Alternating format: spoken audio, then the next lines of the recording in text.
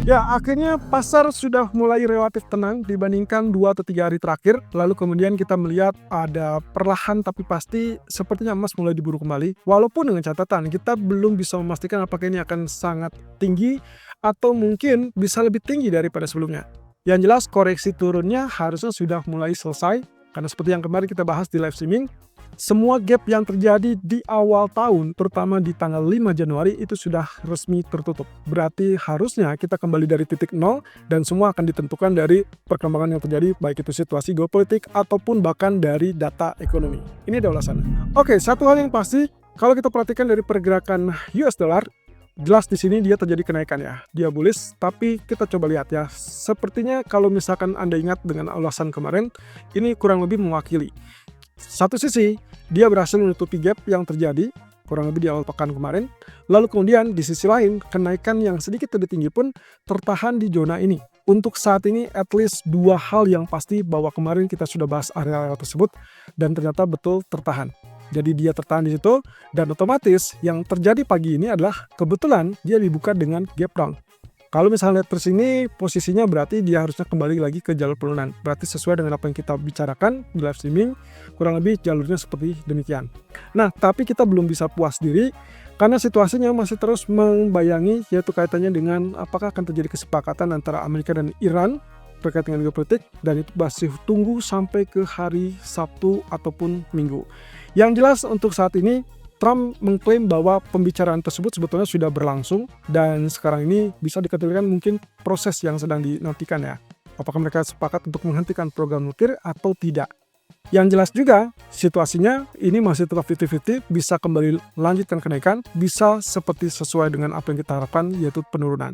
Nah, di sisi lain kalau Anda perhatikan US Treasury yield-nya, yang terjadi adalah dia ditutup naik setelah sebelumnya 2 hari berturut-turut dia ya bisa dikategorikan nggak punya tenaga ya. Balik turun, tapi pertanyaannya adalah apakah ini membuat dia akan membuat katakanlah pola dari sini double top ya. Kalau misalkan iya, berarti kita harapkan kenaikan tersebut akan tertahan praktis di 4,10. Oke, tapi kita lihat ya, situasinya adalah begini. Kalau kita asumsikan kenaikan dari awal di sini, lalu kemudian dia puncaknya adalah di sini, otomatis yang kita harapkan nantinya begini. Atau Anda bisa juga menarik garis dari sini. Nah, situasi yang sama seperti yang pernah terjadi sebelum-sebelumnya, ini yang kita sebut dengan rising wedge. So, kalau saya asumsikan ini adalah perhitungan yang sesuai dengan apa yang kita lihat, maka situasinya akan seperti demikian. 1, 2, 3, 4, 5. Atau Anda bisa saja menghitung wave ketiga di bagian sini, lalu kemudian adalah 4, dan ini adalah terakhir 5. Kalau ini sesuai, berarti mau dia disebut sebagai double top di bagian ini ataupun sebagai rising wedge secara keseluruhan, maka yang diharapkan adalah dia rejection, lalu kemudian dia terjadi penurunan secara bertahap berjenjang, kemudian dia tembus zona support dan akhirnya turun lebih lanjut. Nah, ini yang kita perlu pertahankan ataupun perhatikan sampai beberapa waktu ke depan. Kuncinya adalah terkait dengan data ekonomi. Sayangnya kita nggak akan dapat data November ataupun Georgia Openings nanti malam. Jadi mau tidak mau, kita hanya mengandalkan data ADP besok malam bersama data ISM Service PMI. Oke, selanjutnya kalau kita perhatikan lagi dari sisi crude oil, kabar bagusnya adalah ada kesepakatan untuk bertemu antara kedua pihak yaitu Iran dan Amerika. Oke, kabar buruknya berarti harga minyak bukan lagi naik, malah kecenderungannya terancam mengalami penurunan. Oke, tapi masih ada kemungkinan untuk terjadinya rejection ataupun katakanlah mungkin semacam penolakan dari Iran ya. Berarti bisa saja nantinya kita akan dapatkan justru dorongan yang lebih kuat setelah dia recover, lalu kemudian dia lanjutkan kenaikan ini. Nah, berarti skema awalnya adalah kita mengharapkan ini terjadi penolakan dari zona merah, kemudian dia turun, tembus zona support di bawah 61.00, kemudian lanjutkan penurunan di bawah 60.50 dan akhirnya kita akan bertemu dengan zona 58. Andai kata pertemuan tersebut dijadwalkan di hari Sabtu, maka kita masih punya sekitar 4 hari ke depan. Selasa, Rabu, Kamis, dan Jumat berarti kita asumsikan pergerakan tersebut akan berpotensi bergerak di antara level ini. Atau bisa jadi ada klausul yang mungkin sudah ditolak dari sejak awal sehingga akhirnya ini akan terjadi umpan ke atas. Ataupun di zona ini belum tentu dia tembus 61.30. Tapi ekspektasi saya untuk saat ini adalah kemungkinannya skenario yang pertama tadi, yaitu biarkan dia reject di area 62, seperti yang tadi kita sempat pertimbangkan untuk melakukan sell, kemudian tembus di bawah 61.00, lalu kemudian lanjut lagi tembus di bawah 60.50, dan akhirnya terhenti di zona 58. Kalau ini terjadi dalam 3 atau 4 hari berturut-turut, maka skenario ini Anda harus ingat bahwa di zona ini kita berharap demand akan mendorong dia kembali naik. Meskipun dengan demikian, ya kita belum tahu apakah akan terjadi kesepakatan di hari Sabtu ataupun Minggu atau tidak. Kalau dia, berarti penurunan ini berpotensi lanjutkan sampai ke level $55 kembali.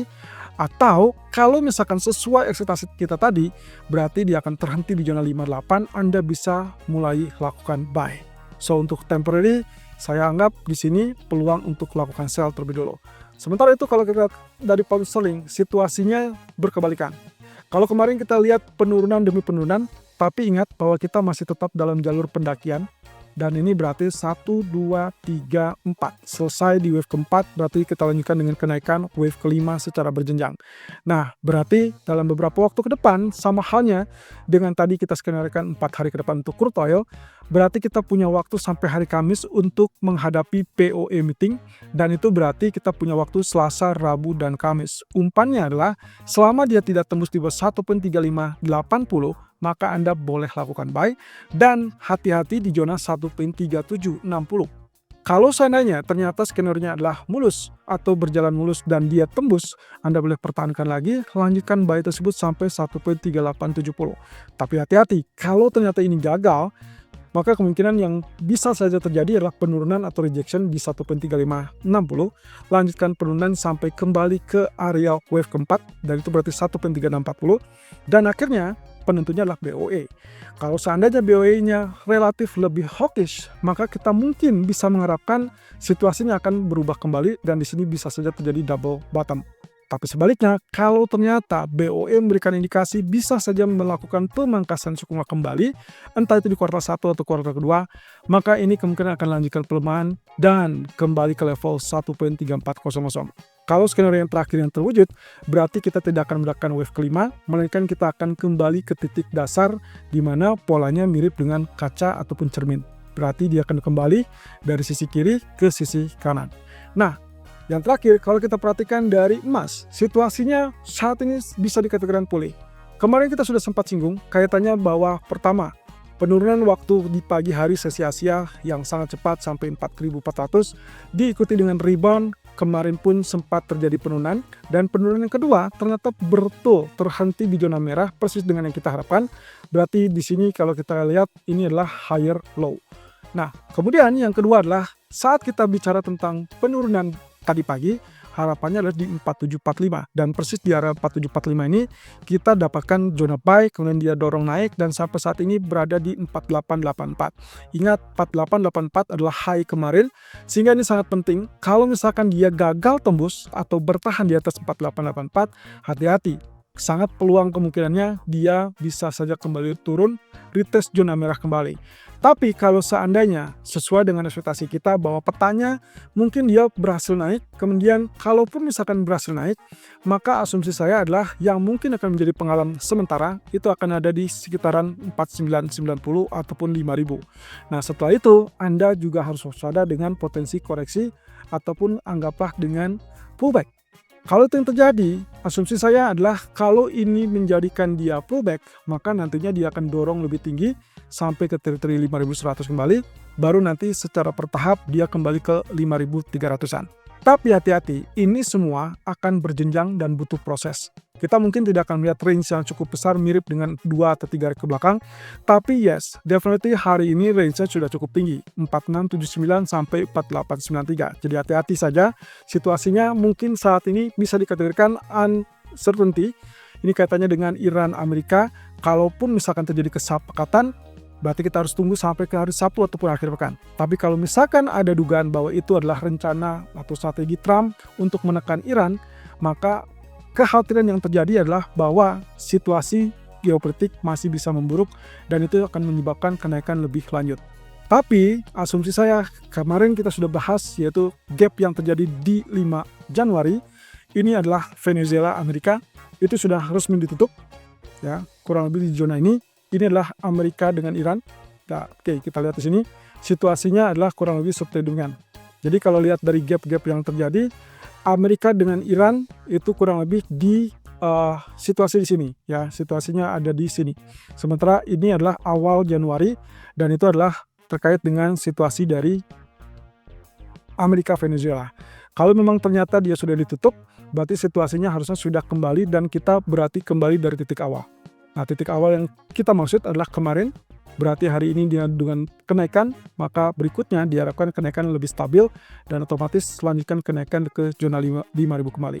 Tapi hati-hati, situasi yang berbeda juga ini adalah kaitannya dengan masalah shutdown dan kemungkinan beberapa data tidak dimunculkan.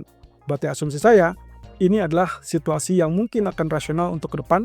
So, kalaupun misalkan beberapa jam ke depan dia masih sustain di atas 4884, maka strategi buy berikutnya adalah Anda bisa mengandalkan teritori garis ini, trendline, dan itu berarti correction di area 4800 ataupun mungkin di 4780-an. Anda bisa lakukan buy situ dengan target kemungkinan mencapai area 4980-an. Nah, sebaliknya, kalau misalkan ternyata terjadi kepanikan, anggaplah misalkan dia terjadi penurunan seperti demikian, maka area buy yang bisa Anda lakukan adalah menunggu sampai zona merah kembali. Dan itu berarti kita mau tidak mau tunggu sampai 4640 ataupun 4550-an. Seandainya ini terjadi, berarti dukungannya itu kaitannya dengan kesepakatan antara Amerika dan Iran. Dengan asumsi bahwa saya bisa saja menyebut ini sebagai rising wedge. Tapi kalau tidak, berarti kembali ke titik awal, di mana dia itu mulai secara bertahap sebagai wave kelima untuk kemudian dia melalui kenaikan secara beruntun.